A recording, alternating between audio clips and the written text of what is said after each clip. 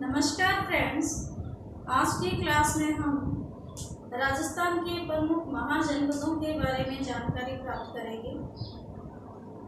Friends, शुरू करते हैं। राजस्थान के प्रमुख महाजनपद, इनकी जानकारी की बात करें तो बौद्ध धर्म में एक ग्रंथ है जिसका नाम है अगंतुर निकाय।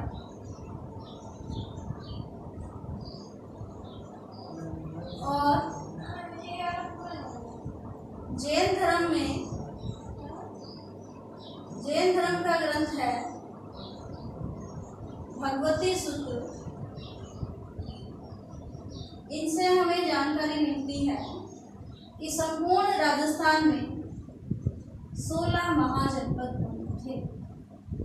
इनमें से ही कुछ जनपदों की आज हम यहाँ बात करेंगे जो कि राजस्थान में आकर बसते थे। वैदिक सभ्यता के विकास क्रम के साथ साथ हमें इन महाजनपदों के उदय के बारे में जानकारी मिलती है।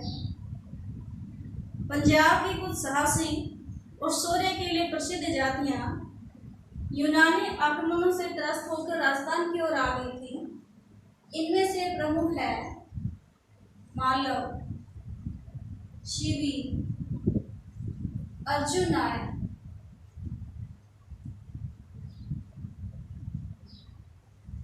ये राजस्थान के पूर्वी हिस्से में आकर यहीं पर निवास करने लगी थी।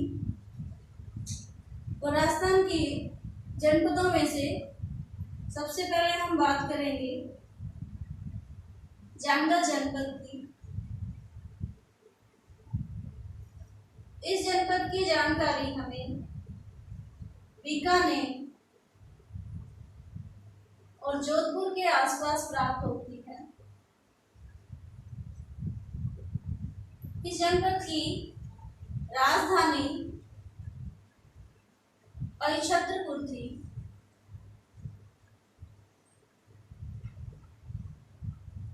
जिसे हम नागौर के नाम से पहचानते हैं। यहाँ के शासक अपने आप को जांगलधर बादशाह के नाम से संबोधित करते थे। कहीं कहीं हमें इस महाजनपद के बारे में गुरु जांगला और माद्रे जांगला लिखा हुआ मिलता है।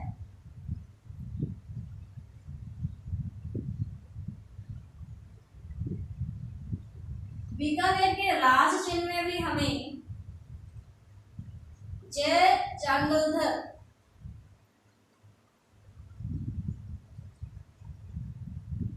लिखा हुआ मिलता है। दूसरा है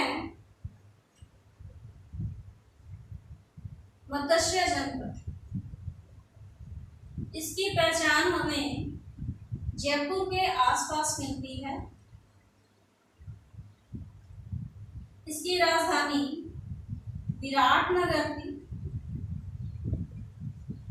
जिसका नाम हमें महाभारत काल में भी पढ़ने को मिलता है। इसे हम विराट के नाम से भी जानते हैं। इसका विस्तार क्षेत्र चंबल घाटी से लेकर सरस्वती नदी तक, यानी कि जांगल देश तक या जंगल क्षेत्र तक फैला हुआ था। मौर्य शासकों की बात करें तो बिंदुसार से पहले हमें मत्स्य जनपद के बारे में कोई भी जानकारी प्राप्त नहीं होती। महाभारत काल से हमें पता चलता है कि सहास नाम के राजा ने पहले चेदी को और उसके बाद मत्स्य राज्य को जीत लिया था, उस पर शासन किया था। और बाद में मत्स्य राज्य मगध का हिस्सा बनकर रह गया था। अब हम तीसरे पॉइंट की बात करेंगे। तीसरा जनपद है सुरसेन।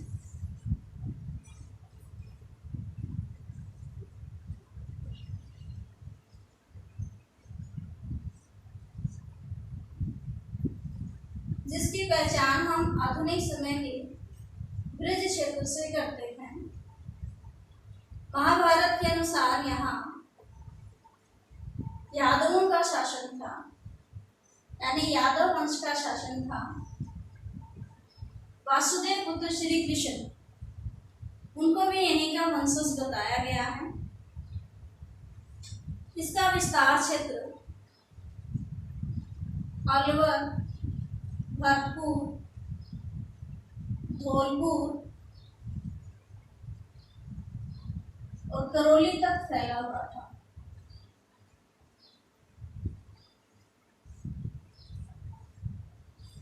नेक्स्ट हम बात करेंगे शिवी जनपद की।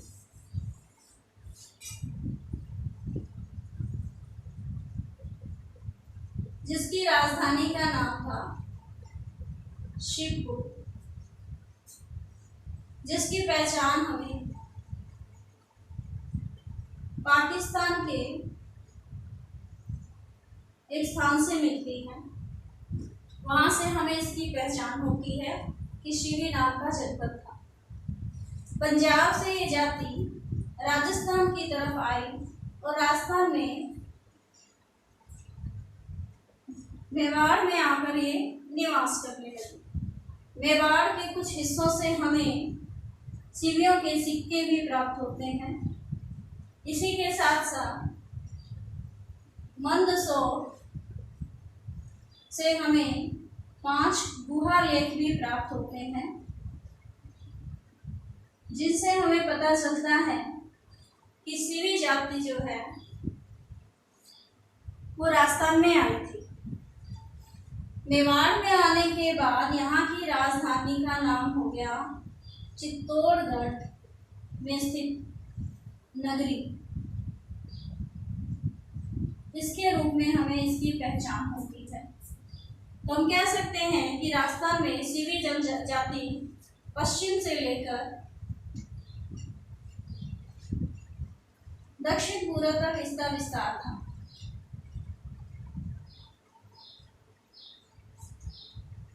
ये तो हो गई राजस्थान के महाजनपदों की बात। अब हम यहाँ के महाजनपदों की शासन व्यवस्था के बारे में बात करेंगे।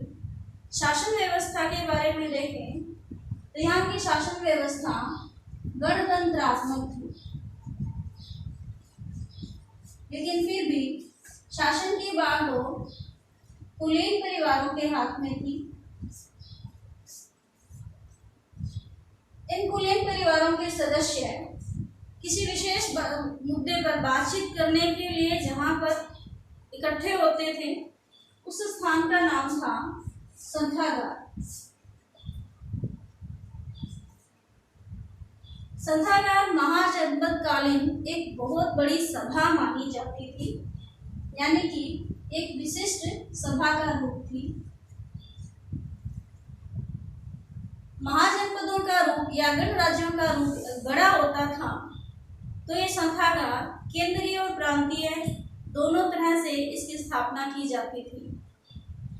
महत्वपूर्ण विषयों पर बातचीत करने के लिए जो सदस्य संथागार में एकत्रित होते थे, उन्हें अनुय विरोध कहा जाता था। विवादग्रस्त विषयों पर चर्चा करने के लिए मतदान का प्रयोग किया जाता था और मतदान के लिए विभिन्न प्रकार की या कलरफुल शलाकाओं का इस्तेमाल किया जाता था। इन गणराज्यों की स्वार्थ पूर्ति की वजह से धीरे धीरे इन गणराज्यों का पतन होना शुरू हो गया था। इन गणराज्यों की विस्तार नीति, यानी अपने अपने राज्य का विस्तार करना, ये भी कहीं कहीं पर हमें पता चलता है कि इन राज्यों के पतन के लिए उत्तरदायी थे। अगर राजस्थान की बात की जाए तो ये प्रमुख जनपद हैं जो राजस्थान में आए थे, यहाँ निवास किया। आज की क्लास के लिए बस इतना ही। नमस्कार।